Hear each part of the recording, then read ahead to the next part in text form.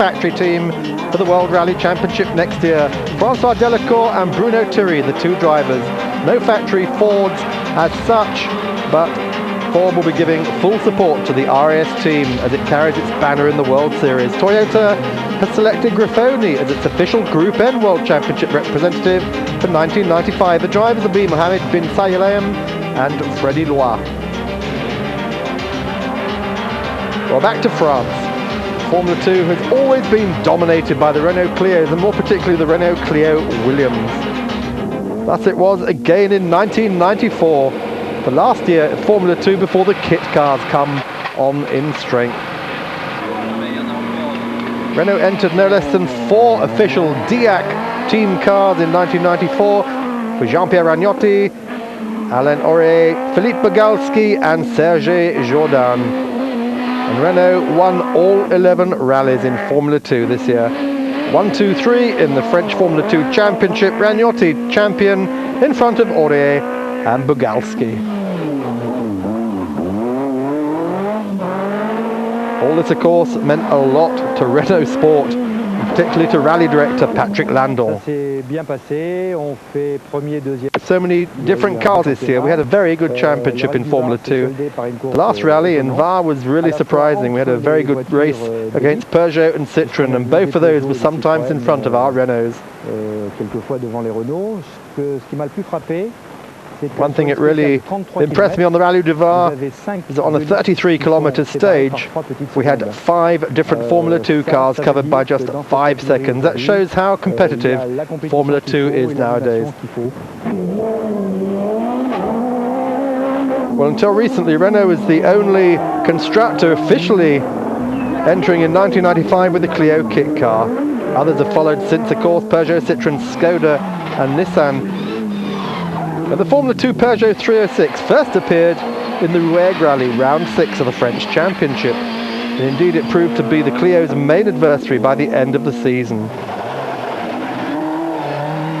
In the Duval Rally, the last round of the series, Gilles Panizzi made 2-stage victories and was often in front of the Clios. Peugeot's work was starting to pay off. Peugeot has already shown its 306 kit car, but we don't yet know if it's going to be entered by the factory or it'll purely be a customer car. Everyone's waiting to see what happens to the Peugeot Maxi. Well, the third manufacturing officially in Formula 2 in France was Citroën through the Danny Snowbeck team. The Formula 2 ZX started in the 4th round, the Alsace Vosges, but only one car was built, and that was run for Bernard Béguin.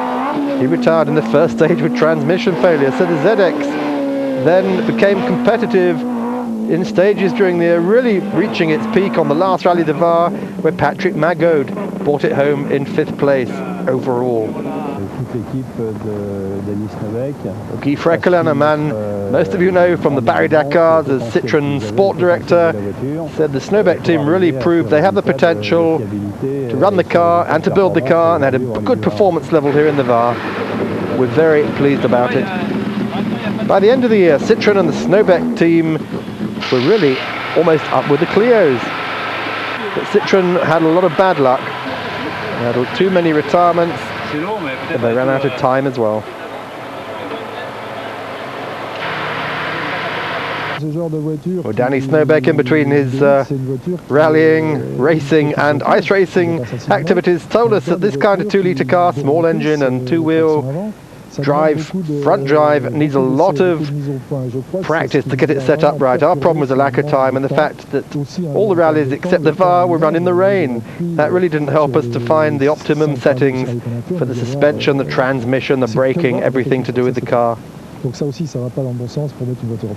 Well, Citroën haven't arrived yet. They're refusing to tell us. We know they're secretly preparing a kit car. Well, let's just hope. And of course, let's also hope that these cars that run in the French Championship so spectacularly might spill over into the World Championship. The only private driver fighting the 3 manufacturers this year was Yves Loubet. He had a difficult year with the Grenoble Sport Auto, entered Astra, but he did his best and was often very spectacular. Formula 2 in 95 on the world level becomes the official FIA Championship for makes. Let's hope a lot of these cars find their way into it. Skoda, of course, Formula 2 champions for 1994 after Opel lost their appeal against disqualification from the Rally Australia. Stay with us, we're going to take a quick break.